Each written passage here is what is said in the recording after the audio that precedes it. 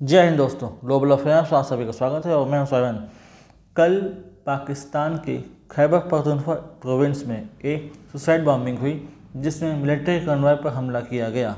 इसमें 16 सोल्जर्स मारे गए और कुछ सिविलियंस भी घायल हुए हैं, इंजर्ड हुए हैं, जिससे टोटल कैजुअलिटी काफ़ी हद तक बढ़ गई है।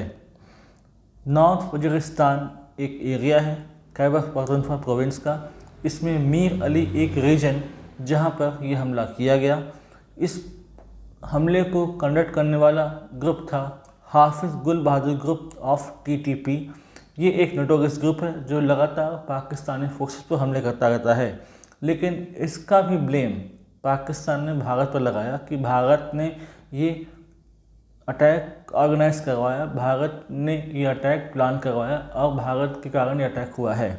पाकिस्तान में हाल के दिनों में लगातार अटैक हो रहे हैं, खासकर वेस्टर्न प्रोविंसेस में, जहां पर अनरेस्ट बढ़ता जा रहा है, सिविल अनरेस्ट हाइक पर है और वो या तो अलग होना चाहते हैं पाकिस्तान से या फिर पाकिस्तानी स्टेट में विद इन स्टेट बदलाव चाहते हैं। जैसे कि वो चाहते हैं कि शरिया लॉ हो, इस्लामिक रूल्स रेगुलेशंस हो, महिलाओं का बाहर निकलना बंद हो, उनके स्कूल जाने पर पाबंदी हो, लड़कियां पढ़े नहीं वगैरह वगैरह, जो कि उनकी रेडिकल इस्लामिक थिंकिंग है। इसको प्रमोट करना चाहते हैं, इसी को इम्प्लीमेंट करना चाहते हैं इन पर्टिकुलर रीजन।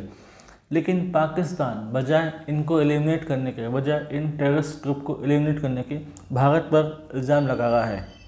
आप सभी को पता होगा टीटीपी एक टेररिस्ट ग्रुप जो कि काफ़ी हद तक इस रीजन में एक्टिव रहता है। यहाँ सेफ हेवन है उसके, और एक समय ये इतना ज़्यादा बढ़ गया था, अटैक्स इतने ज़्यादा हो गए थे कि पाकिस्तानी आर्मी को मिलिट्री ऑपरेशन चलाना पड़ा लगातार, ताकि यहाँ से कुछ हद तक वाइप आउट किया जा सके टेरर एलिमेंट्स को, मिलिट्री एलिमेंट्स को। दरअसल ये जो रीजन है ये बॉर्डर शेयर करता है विद अफ़गानिस्तान और इनकी लैंग्वेज भी सिमिलर है टू पश्तो। तो यहाँ पर जो अटैक होते हैं उसके बाद अटैकर्स जो मिलिटेंट्स हैं वो अफ़गानिस्तान भाग जाते हैं फॉर सेफ रेफ्यूज, और वहाँ पर वो घुल मिल जाते हैं और पकड़े नहीं जाते। सालों से ऐसा किया जा रहा था और एक बार ऑपरेशन चलाने के बाद टीटीपी के साथ उनका सीज़फायर भी हुआ, अटैक्स रुके। लेकिन एक ऐसी घटना घटी 2021-22 के दौरान कि पाकिस्तान को लगा कि इससे उसका जियोपॉलिटिकल फ़ायदा होगा। हुआ ये कि अफ़गानिस्तान में रजीम चेंज हुआ। रजीम चेंज होता है और वहाँ पर वापस से अफ़गान तालिबान काबिज होता है इनटू पावर। पाकिस्तानी लोग बहुत खुश होते हैं, Pakistani government, contemporary PM Imran Khan बहुत खुश होते हैं। वो कहते हैं कि लोगों को ज़हनी आज़ादी मिल गई। उनके लोग, उनके मिलिट्री ऑफिशियल्स, आईएसआई के चीफ वहाँ जाते हैं, वहाँ पर चाय पी रहे हैं, तालिबान के लोगों से मिल रहे हैं। उनको लगा कि इसका इस्तेमाल वो अपने फ़ायदे के लिए करेंगे, अपने वेस्टेड इंटरेस्ट के लिए करेंगे, लेकिन ऐसा होता नहीं है। अफ़गान तालिबान उनकी बातों पर नहीं आता। प्लान ये था कि अफ़गान तालिबान की सहायता से कश्मीर में फर्दर टेररिज्म को बढ़ाएंगे और अनस्टेबिलिटी लाएंगे। लेकिन यहाँ पर अफ़गान तालिबान रिवर्ट पाकिस्तानी गवर्नमेंट, जिससे पाकिस्तानी गवर्नमेंट, पाकिस्तानी आर्मी काफ़ी हद तक शॉक हो जाती है। इसके एक साल बाद लगातार अटैक होते हैं। टीटीपी तहरीक तालिबान पाकिस्तान अपना सीज़फायर एग्रीमेंट तोड़ देती है विद पाकिस्तानी आर्मी, और लगातार पाकिस्तानी आर्मी कन्वॉयस पर, उनके पर्सनल पर हमला होता है। लगातार हमले होने से काफ़ी हद तक नुकसान होता है पाक आर्मी को। और यहाँ पर यूएस की एक चेतावनी भी आती है कि अफ़गानिस्तान लगातार ब्रीडिंग ग्राउंड बन रहा है ऑफ जिहादी एलिमेंट्स। इवन यहाँ पर चिंता की बात है चाइना के लिए भी। चाइना का CPEC, China Pakistan economic corridor, जो कि पीओके से भी गुजर रहा है तो विवादित है, वह भी अब खतरे में आ गया है। तो कई बार पाकिस्तान से नाराज़गी जताई है चाइना ने कि वो सिक्योरिटी प्रोवाइड नहीं करा पा रहा, क्योंकि बहुत सारे चाइनीज़ इंजीनियर्स, चाइनीज़ टेक्नीशियंस और पर्सनल जो काम कर रहे हैं सी पैक कॉरिडोर में, उनकी भी जानें गई हैं। आप सभी को पता है बलूचिस्तान में BLA, Balochistan liberation army active है और अपनी आज़ादी के लिए वो लड़ रहे हैं। 90% एरिया पर उनका कब्जा है और बहुत जल्दी हो सकता है कि पूरे बलूचिस्तान को अलग कर देंगे। ये भी उनका वेस्टर्न प्रोविंस है और पूरे पाकिस्तान का 44% हिस्सा कवर करता है बलूचिस्तान। यहाँ बहुत सारे मिनरल रिजर्व भी हैं, तो बहुत डिक्रेटिव प्रोविंस माना जाता है ये पाकिस्तान का। लेकिन है ये ऑक्युपाइड टेरिटरी, भारत से पहले भी आज़ाद हो चुका था बलूचिस्तान और पूर्व में ये ब्रिटिश प्रोटेक्टरेट के तौर पर काम करता था। लेकिन प्रिंस ऑफ कलात को धोखा देकर मोहम्मद अली जिन्ना ने बलूचिस्तान को मिलाया था पाकिस्तान में। ये सब हिस्ट्री हम जानते हैं।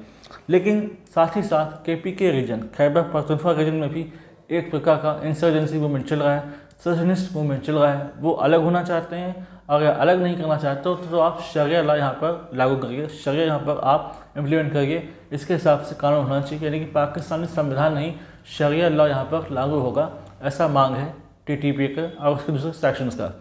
हाफिज़ गुल बहादुर ग्रुप ने हमला किया है। एक समय ये TTP तहरीक तालिबान पाकिस्तान का हिस्सा था, बाद में इससे ये अलग हो गए और अलग तरीके से हमले करने लगे।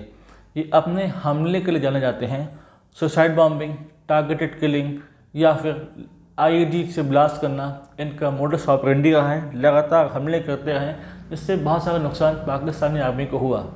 उसके बाद से ऑपरेशन ज़रब चला, जिसके कारण कुछ हद तक ये नोटोरियस एलिमेंट्स कम तो हुए, लेकिन ये दोबारा रिग्रुप कर गए।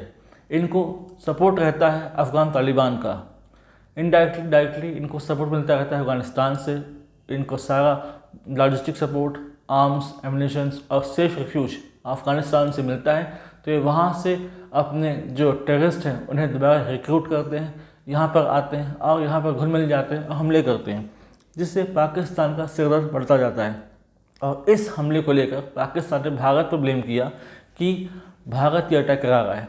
इसका क्विक रिएक्शन आया भारत की तरफ से। भारतीय विदेश मंत्रालय द्वारा ये कहा गया कि पाकिस्तान पहले तो अपने यहाँ जो टेरर एलिमेंट्स हैं उन्हें एलिमिनेट करे, वहाँ पर ध्यान दे, क्योंकि पाकिस्तान का ध्यान अपने यहाँ टेररिस्ट को हटाने में नहीं बल्कि उन्हें प्रमोट करने में है। यहाँ पर एक बात ये ध्यान आती है हिलेरी क्लिंटन की, जो कई साल पहले हिलेरी क्लिंटन ने पाकिस्तान के लोगों को कही थी, वो ये कि स्नेक इन योर बैकयार्ड, अगर आप सांप पालेंगे और ये उम्मीद करेंगे कि वो आपको नहीं डसेगा तो ये आपकी बेवकूफ़ी। और यही बात सच हो रही है। साल दर साल पाकिस्तान में मिलिट्री कैजुअलिटी लगातार बढ़ती जा रही है और प्रोग्रेशन में है ये, हर साल उनमें बढ़ोतरी आप देख सकते हो।